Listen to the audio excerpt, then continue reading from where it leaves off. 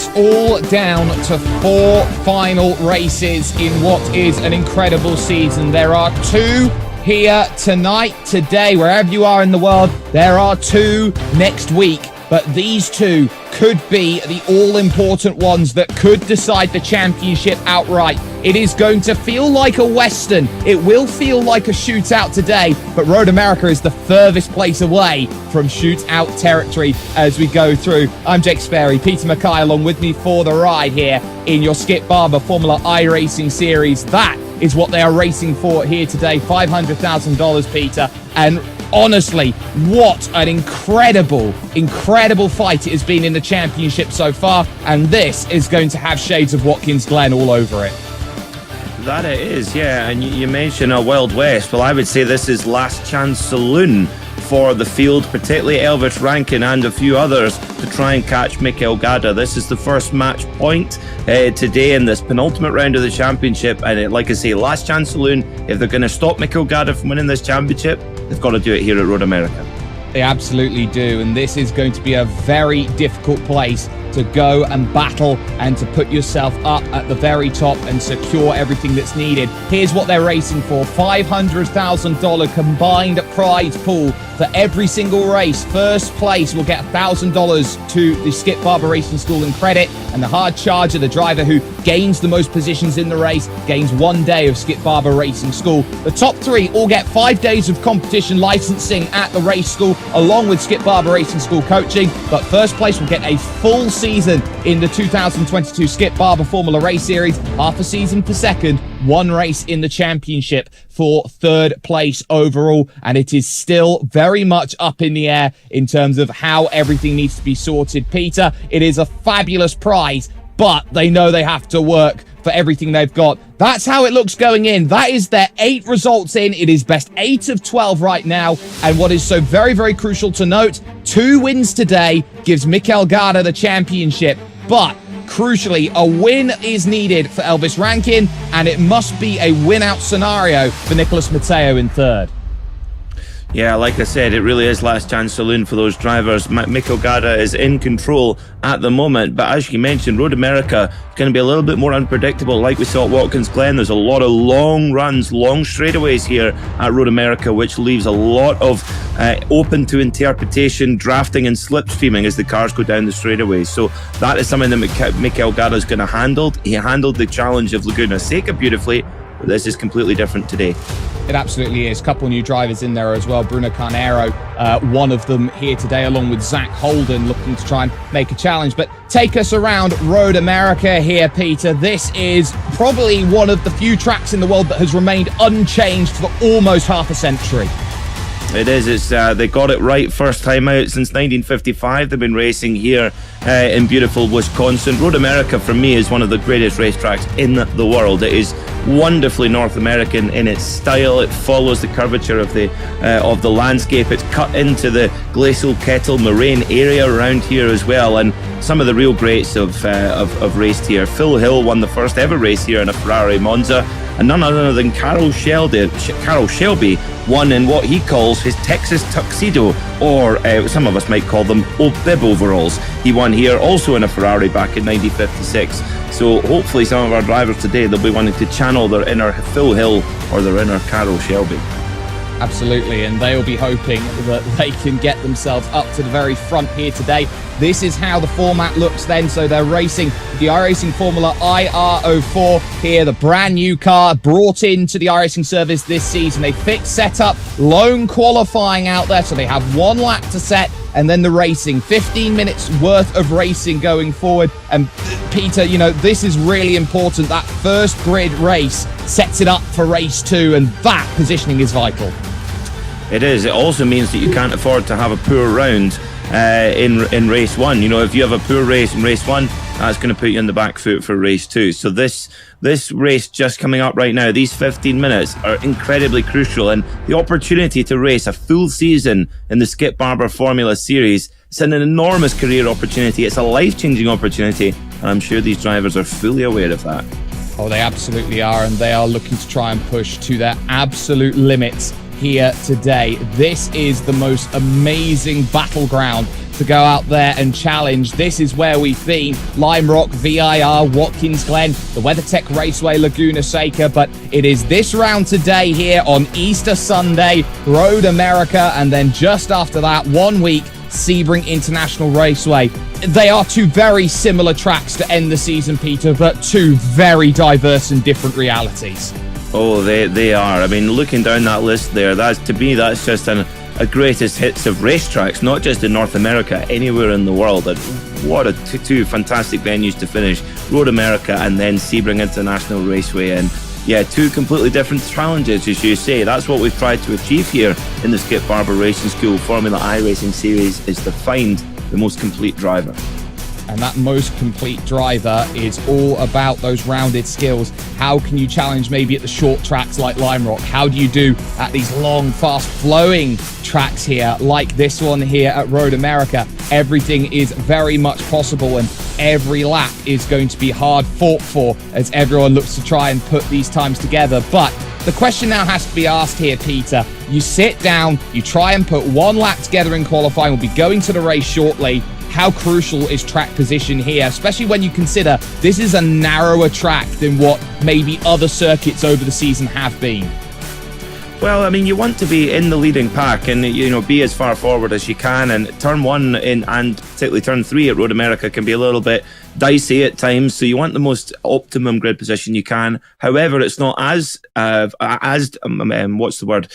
not as critical as it was at Laguna Seca last weekend, where it was very difficult to overtake. Here it's about being in that lead group and being there at the end of the race, Al Unser style. Absolutely. You've got to buy yourself a ticket to the end, and drivers will be buying themselves a ticket to the starting grid in the next couple of moments. It is Elvis Rankin getting exactly what he wants here today. We know we've got one pace lap coming through as well, so they have a lot of time to warm themselves up. So Elvis Rankin, number 2, puts himself up on pole position. Michael Janney will start alongside him on the front row with the championship leader, number 1. He was the fastest driver in hot laps pre-qualification. Mikel Garda will go from 3rd. Leiden Lee will start in 4th. Matt Busa with a very good qualifying effort. He jumps up to 5th position overall. And Simon de Mori, his best so far this season, the Austrian, going from 6th place. A lot of work, though, for number 19, Nicolas Matteo. He just squeaked in, which was the biggest surprise of all when we were getting in towards pre-qualification. He will go from 7th and has a lot of work to do. He's alongside the debutant Bruno Carnero in 8th position. Matthew Zeiss, he will go from 9th place, and often the hard charger in these races, Deegan Fairclough, he will go from 10th place. Winner from back a few rounds ago at Watkins Glen, Matt Adams, he will start from the inside of row 6 alongside the American Ross Banfield in the number 17 car. On row 7 it will be Jordan Johnson and Pier Francesco Patricolo. Then it's Zach Holden and Roma Bachmann. Michael Romanidis will start on row 9 alongside Felipe Cabrera Loyola. You can see the final driver there, Jeffrey Decker, at the back of the field. The final 3 drivers not setting a time. And it was interesting, Peter, coming into this one for Felipe Cabrera Loyola. He literally got here at the 11th hour and the 59th minute to give himself an opportunity to race. Yeah, it's great to have him here. In those circumstances, it's better than not being here at all. And this is a racetrack. If there's any racetrack where you can come through the field, it's Road America. But it's going to be tricky today. I mean, 106 degrees Fahrenheit on the track. That's going to make it slightly slippy, slightly greasy out there on track. So the drivers are going to have to be careful and keep themselves in the game. It is very, very toasty. And of course, there is still one round left in the championship over, of course, at Sebring, and you have that opportunity to race there with the Skip Barber Racing School. If you can get yourself in with an opportunity, put your laps down, you have a chance to win 1 day's worth of Skip Barber Racing School. You can sign up at skipbarber.com/iRacing series. Get yourself in for the final round of the championship and potentially be one of the 20 drivers available here to race at what is an incredible finishing platform. But we've got 2 races to get through first, and one of the big things I'm looking at as we go around this circuit from the back of our iRacing pace car and a look from up above here, Peter, is just how there is so much grass on the exit of these corners. And pretty much, it's the sort of place you look at and go, there isn't any runoff areas. You have to be very precise because pretty much every corner, one mistake ends your race today. That it will, yes, indeed, Jake. And yeah, when you're on the grass, there is not really a great deal of slowing down possible. So yeah, you're very much a passenger at that point. So as you say, precision very important here, especially coming to this latter part of the lap where you're really winding on the speeds on the run down towards Canada corner. You can see the drivers just wiggling the tyres back and forward, wiggling the wheel, trying to generate as much tyre temperature as they can, and also aggressively accelerating and braking to try and generate the brake temperature, which in turn heats up the wheel ring and therefore the tyre.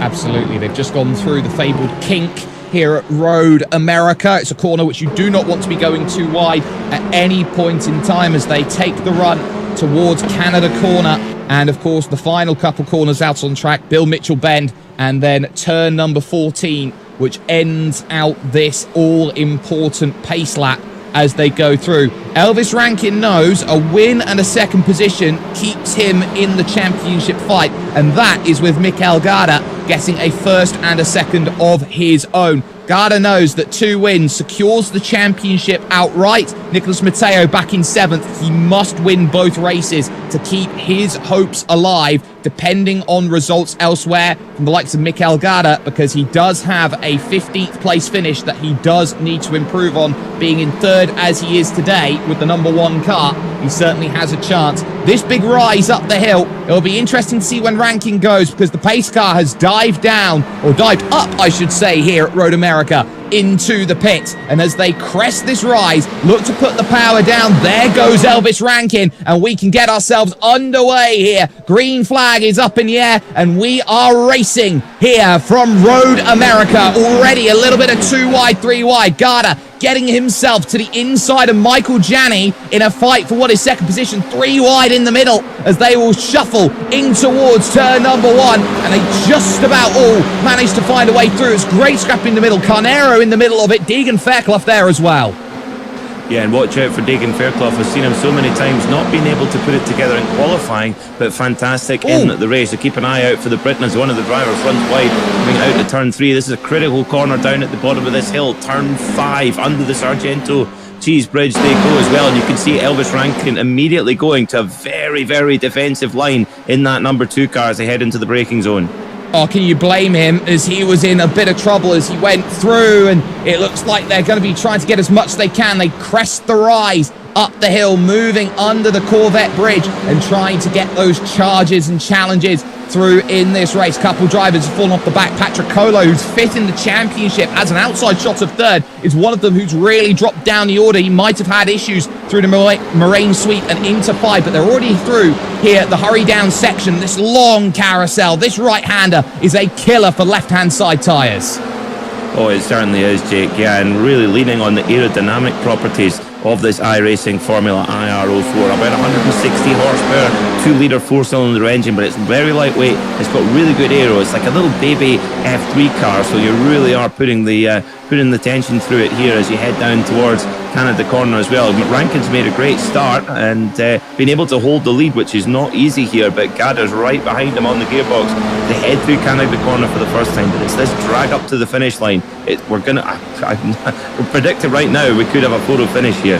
We definitely could. We just saw there in the background Nicholas Matteo making the position on 1 Mr. Matt Booser. That moves him up into 5th position. It's been a great start for him. A little wide. Oh, almost off there in the back of shot there. Going through. Was that Simon De Mori finding himself in a world of trouble? No, it was the car just in front of him there. So that's Deegan Fairclough, who found himself then in all sorts of trouble going up. But here for the lead, we got it side by side. Mikel Garda on the front stretch, trying to make the pass on Elvis Rankin, and he will make the move. He will get it done, and he moves up into that leading position. But Janney and Lee and Matteo are all there. Booster and Fairclough running through, and there's someone going through the gravel in at turn number 1. That's definitely not the plan that was wanted as they went through. This is the sort of track where you have to be precise, and there is no, what you would call here, Peter, traditional hairpin out there. It's a lot of 90-degree corners. There is. I think that was Matt Adams, the number 9 car with the green end plates and green helmet, as they head down again into turn 5 for the second time today. And Mikel Garda has just taken the lead here as well. Elvis Rankin looked a little bit scrappy coming out the final corner as well. Now he could be under threat again. He might drop back to third here as Michael Janney has a little look there, and with the blue helmets and blue halo.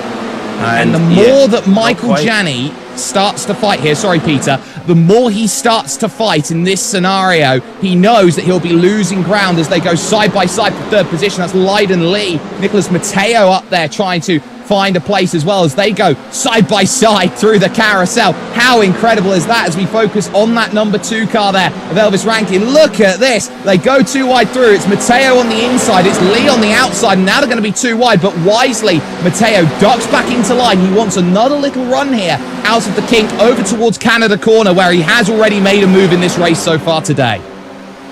And Elvis Rankin here in second place. He's discovered the hard way that you cannot allow Mikel Gada to check out. You have to stay on case with him, because if you allow him to check out, he will do exactly that as well. And Elvis Rankin will know that. So this is a really important sector or two here as well. He's got to get back onto the case of his championship rival. And, well, isn't it quite fitting that they're running the number 1 and the number 2 plate? That's not their championship position. That is their lap time from this week's qualifying. So it just shows you that they are the 2 guys on the top of their game.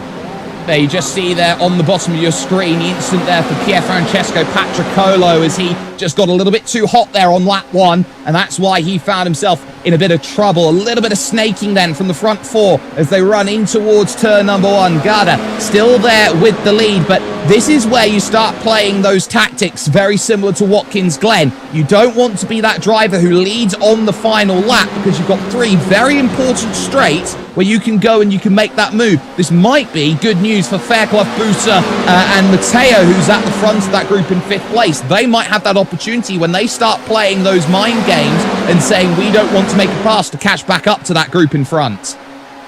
Yeah, that's where the tactics really comes in. As whoa, Leiden Lee has a huge look on the brakes there on Michael Janney, gets the job done, so he wants to make his move forward. So he would not have done that big move there if he didn't think he had pace to move ever further forward as well. So Janney drops back to 4th, Leiden Lee up to 3rd, and I would think that Elvis Rankin, well, it'd be interesting to know what he's thinking. He's either thinking, that's great guys, you keep doing that and I'll pull away, or he's thinking, oh dear, Leiden's obviously up for this one.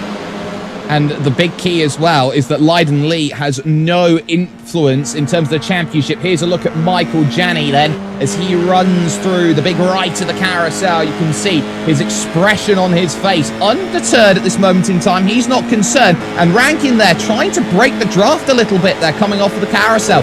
Very interesting to see. He desperately wants to hold on to second. Leiden Lee has got an absolutely monstrous drive, but he's sat up and backed off of it then, so he'll be saving a little bit as he goes through. And then Deegan Fairclough's going to go again up the inside there in the back of shot. He wants to get through on Matteo, and Deegan Fairclough, every lap, he is showing his abilities and talents, because every time you see him going into one of these big braking zones, he's looking for a pass. Oh, he's been our hard charger so many times in this championship. He's always making moves forwards, as Deegan Fairclough, as we've got the snake running up and down. It's not a train, it's a snake running up and down the start-finish straight. And that's just the drivers trying to break the slipstream. It's so powerful, the aerodynamic toll that is given by the driver in front. But that was quite a lap there from Mikel Gada, 208.8. 209.1 for Elvis Rankin, so the gap now up to about, it was nearly 8 tenths. It has come down a little bit after that run down the straight, but Elvis Rankin cannot afford to give away time to Mikel Gada on this lap, because then the draft will be pretty much gone and Gada will be gone. Absolutely, and this is an amazing battle, but this is what happened to the 12 machine. This is Jordan Johnson then, as he was running through. You can see, we slow it down for you, moving through. He's going to just grab the gravel ever so slightly. It looks like that's coming out then at the hurry down section just before the likes of that carousel, and he does so well to keep it not only out of the wall there, Peter, but out of that bridge. I'm amazed he kept the car in a straight line there, because it really did break away on him. Just you put a wheel onto the grass and the grip just disappears, and he held a fantastic instinctive car control there.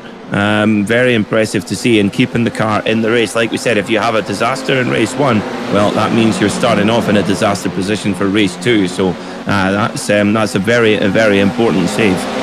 It is a very important save. It is the most crucial of saves in terms of his race and trying to get what he can. It has been the sort of race where everyone's just been trying to hold their station. You can see, look at this, nose to tail for what is 4th, 5th and 6th. Fairclough boxed out then as he tries to dive for the inside anyway. 3 wide around the outside goes Matteo, and Gianni on the radio immediately was not happy about that, being effectively the sandwich on that move, and all of a sudden Gianni finds himself fighting so hard for 5th place and he just about holds it.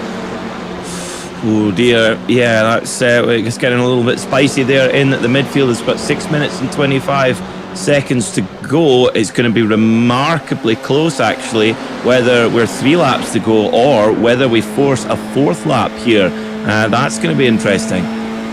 Certainly is, and it would favour those drivers who are behind. This is Matt Boosa's view of it. He has got himself the popcorn seat at this moment as they fight so incredibly hard. Gianni gets himself covered as they go through. All of that battling has dropped them away from the front 3 in this race. Lee, Rankin and Garda, 3rd, 2nd and 1st. So Boosa, you can see, having a little look over, just moves himself out of the way, looks down the line, says, hey, what's down there? Okay, 3 cars in front, that's what I'm seeing. And this is where his experience comes in on his racing, which he does on Tuesday nights.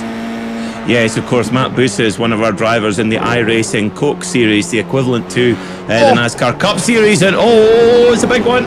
It's Gianni who's gone around there, and Boosa very nearly taking a tag as he went through it. He may have just took a glancing strike against it, but Michael Gianni, it was brewing for a while, but he now finds himself on the wrong side of it. There's your top 3 at this moment. Garda, Rankin and Lee. Now, that gap was up to about 7-8 tenths of a second there on lap 2, Peter. You can see how powerful that draft has been. A couple of clean laps from Rankin and Lee, and they have clawed that gap down by half. That they have. I mean, last lap around, Elvis Rankin was 0.3 of a second quicker than Mikel Gada. So, yeah, he's really responded. He was under pressure there with young Elvis Rankin, and he responded exactly when he needed to deliver. He did so he's now back in the fight. And we need to keep a very close eye what the time is on the clock when they go over the lap. The drivers will as well, because they'll need to know if it's 2 laps to go or whether indeed it's 3 laps to go, because that's vital to how they approach to between now and the checkered flag. It absolutely is as they go through here. Bill Mitchell, Ben, head towards the final corner. These top 3 trying to give themselves a breakaway. In 4th position in this race is Deegan Fairclough. He is up 6 spots so far in this race. Not the biggest mover. You can just see there. Look how close Matt Boosa got in the bottom right of screen to Michael Gianni. You could not fit a piece of paper between them. And now for the race lead, here comes Elvis Rankin going to the outside of turn number 1, trying to get this sorted. Garda shepherds him to the outside, holds him up nicely, but they go through this small kink of 2 towards 3. Rankin might have a chance to make the move here. It's wise for him to back out though, Peter, because he's got that long Moraine sweep run to turn 5. Yeah, the very long run down the hill, that hard braking zone into turn 5. It's a great passing opportunity as well. And Gavin knows that he's back and forward. And like I said, you know what? I would do it. It's my game. What's going on here as well?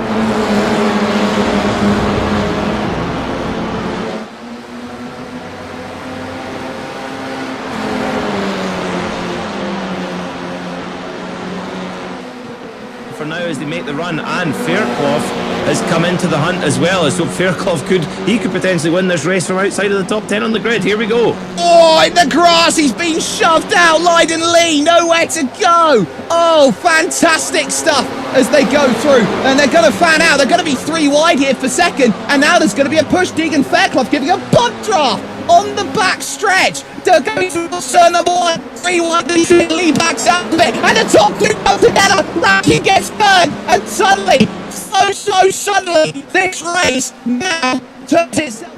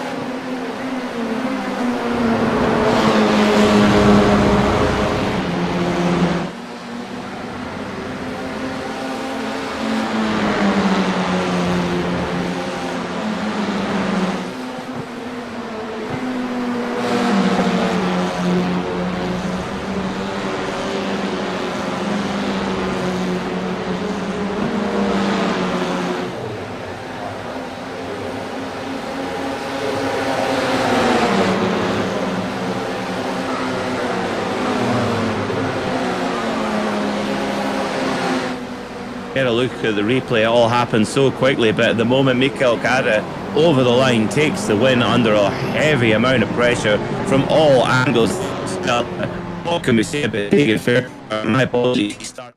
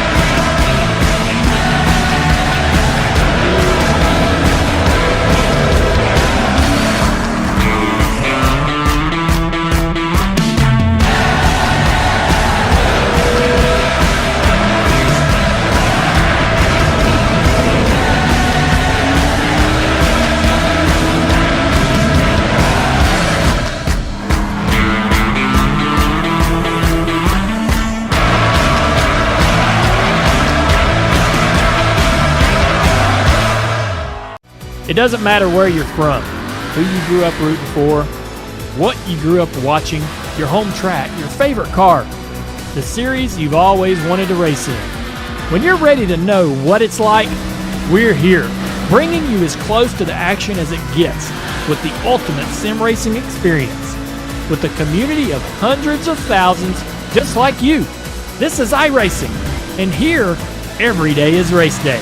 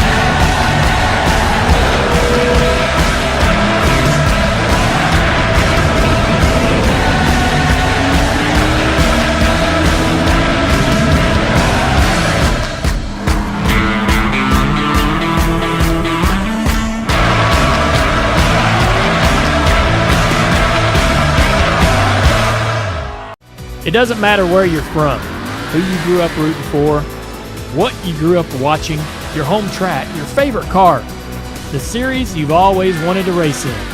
When you're ready to know what it's like, we're here, bringing you as close to the action as it gets with the ultimate sim racing experience. With a community of hundreds of thousands just like you. This is iRacing, and here, every day is race day.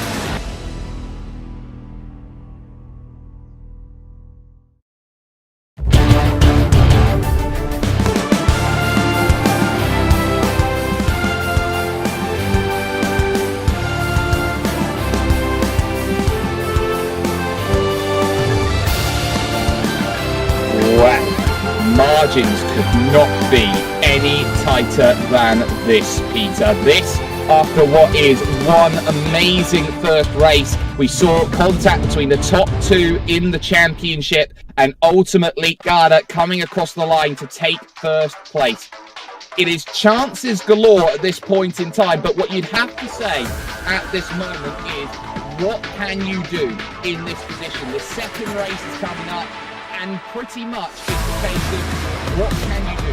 Where is your mindset right now after such a huge, close and highly contested battle?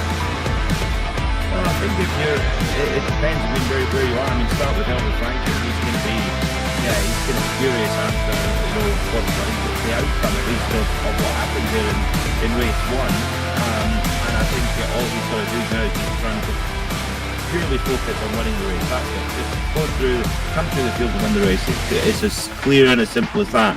And then worry about what happens later.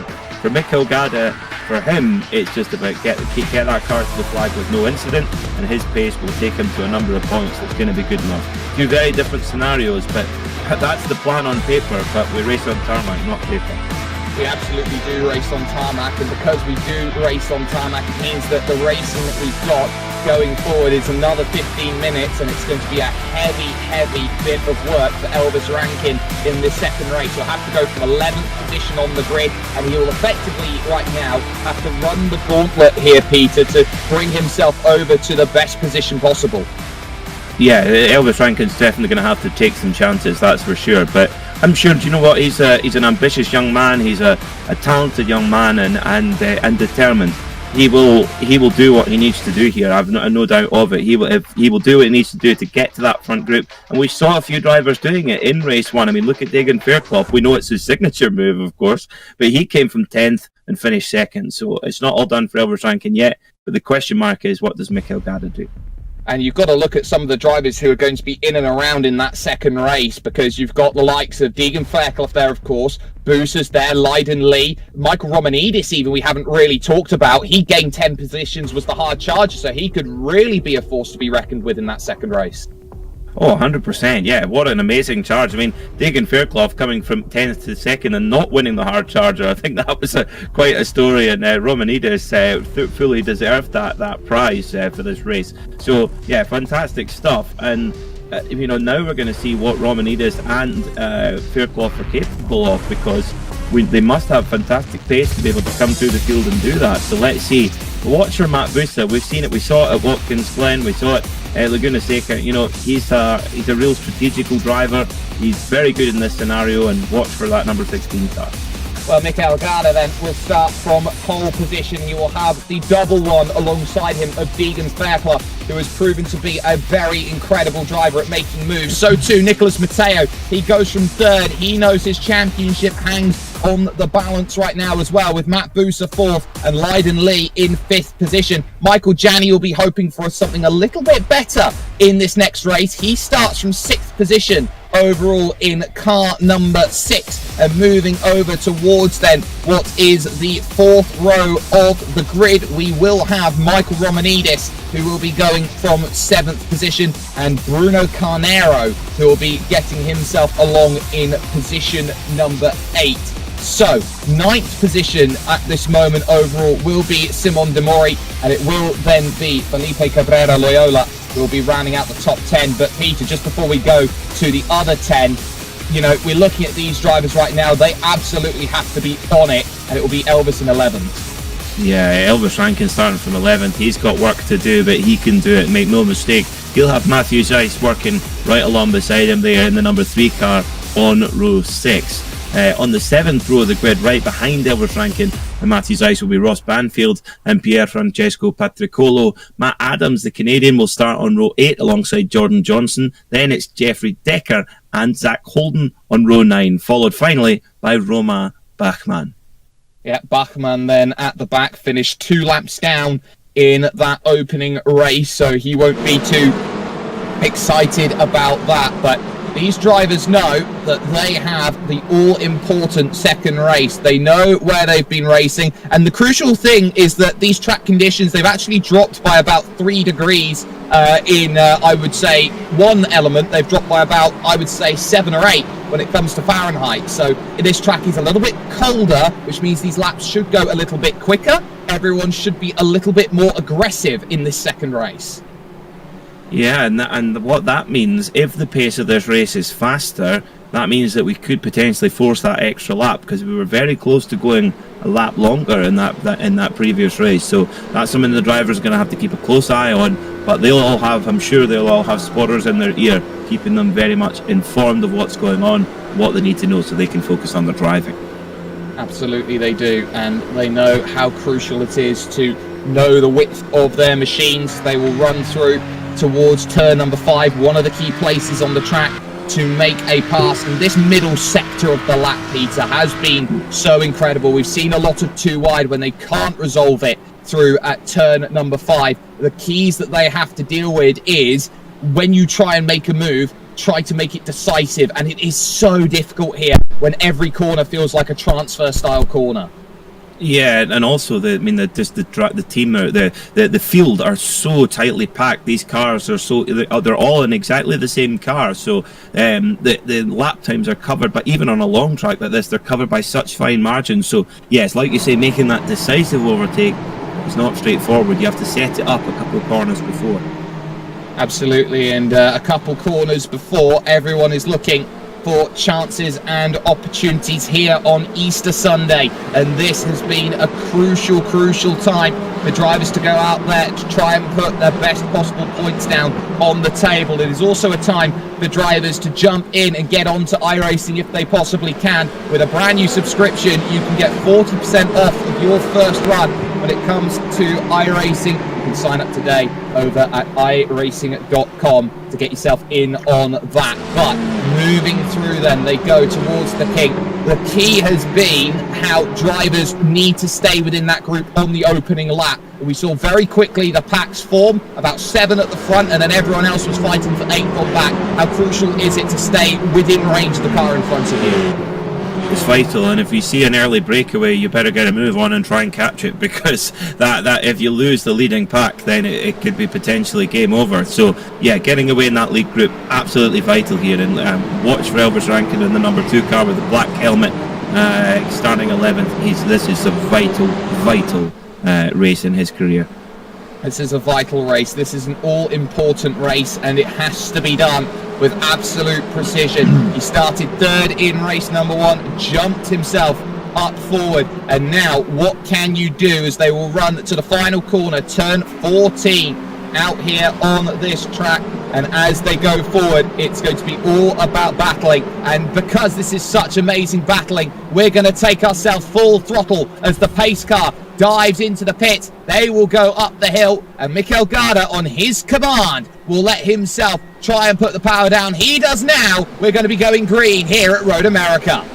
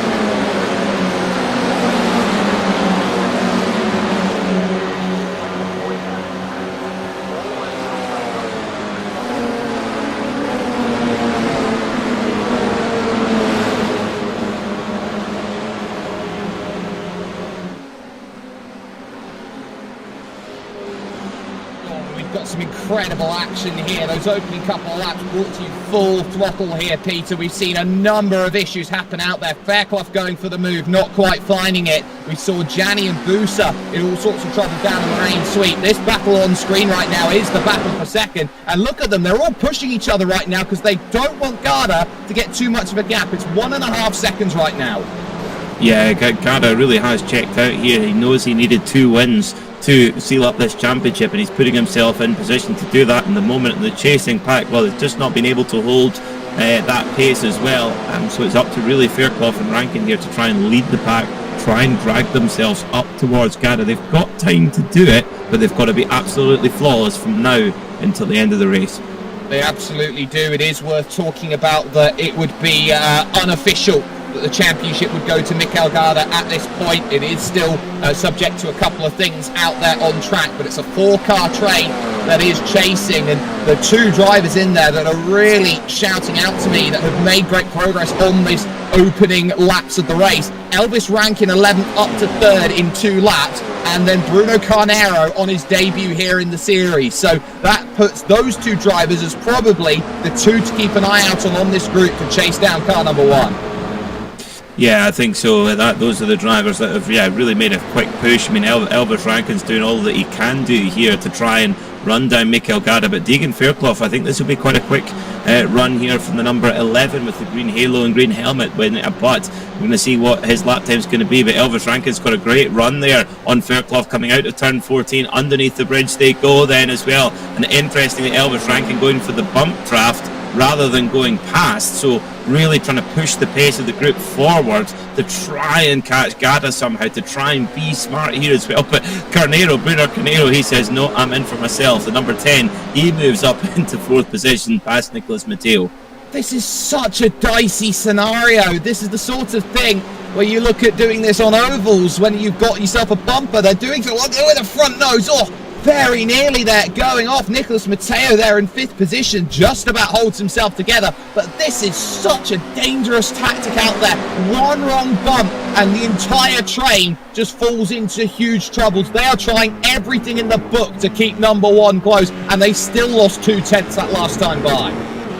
Quite incredible. Yeah, quite incredible. And if that trend repeats itself, then Mikel Garda really is in control of this motor race, and it becomes then a battle for second place. But Bruno Carnero, man from Salt Lake City, I'm sure he knows his way around Miller Motorsports Park.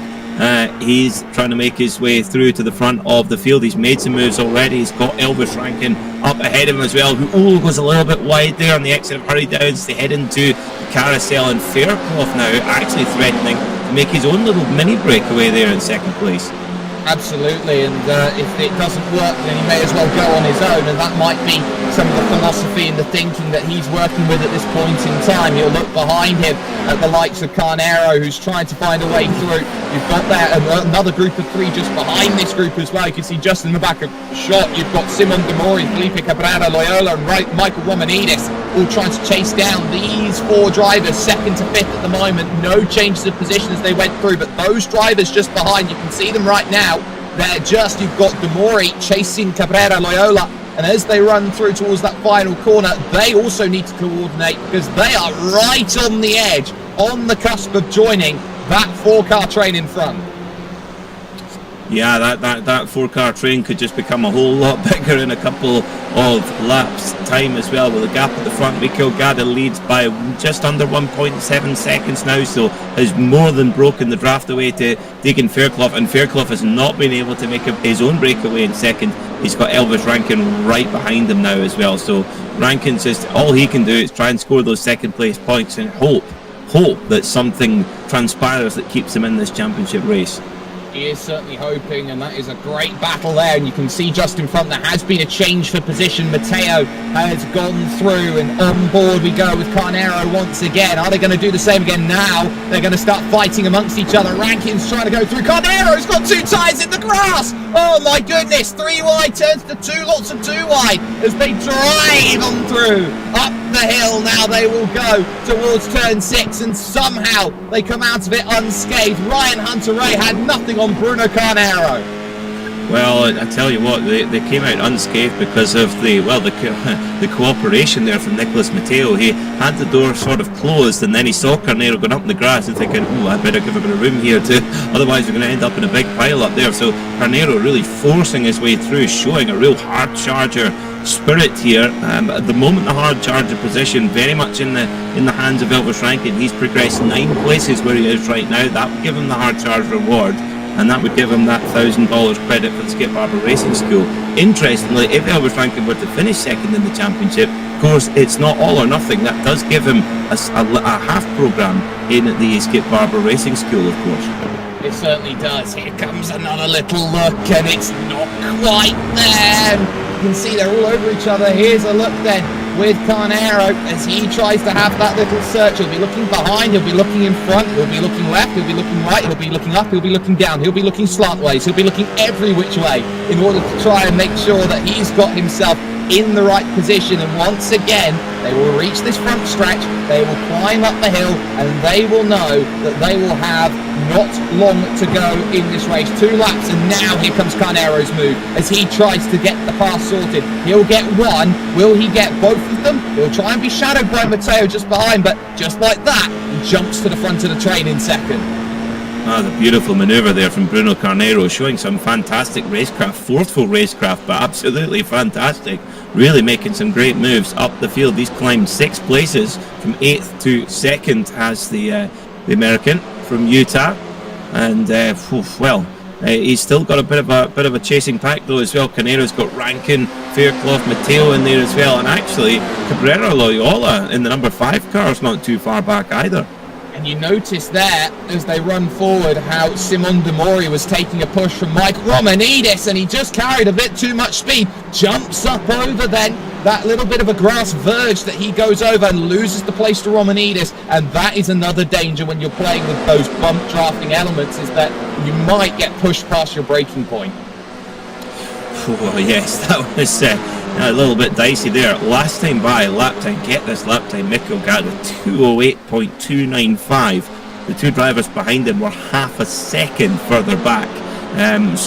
Mikko Gada just operating on another level entirely in this second race. It's been a lot cleaner for him than race 1, of course, where he was caught in the pack, but this race he's led from the front and showing his champion credentials here. He absolutely is. There is no doubt about this second race. He's managed to get the gap and run with it, but here comes Elvis Rankin once again to the inside with a little help from Deegan Fairclough, trying to push his way through as well on Carnero. Not quite finding the line needed, but they are just trying to merge back into the train, and it's 5 in a line. You've got Cabrera Loyola on the back of this, who's suddenly got an extra carriage. Let's try and get through, and if he can move up forward, get into the quote-unquote VIP seats in second position, he would be so happy with that, especially as he joined into this race at the 11th hour. It was going to be touch and go whether we actually saw him race at all. Yeah, amazing. It's what a story this would be if Cabrera Loyola could get on to the podium. Well, last lap then, it's last chance saloon for these drivers, and who wants to get these points? Who wants to get these points towards their championship campaign? Elvis Rankin really needs them desperately for that campaign as well, but he's going to have to get through the amazing Bruno Carnero, who's driven fantastically in this race. Wow.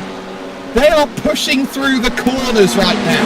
Deegan Fairclough is pushing Elvis Rankin through the corners. This is incredible stuff, as now they will go towards that turn 5 corner through the Moraine Sweep. It is covered at the moment by Carnero, but that battle for third, as they run through, Cabrera Loyola as well having a look, and somehow they come out unscathed. Rankin now behind Deegan Fairclough, and he knows that any hopes of getting what he wants out of this are starting to fade at this moment in time, because they know here, Peter, that he's half a lap away from the end of this race.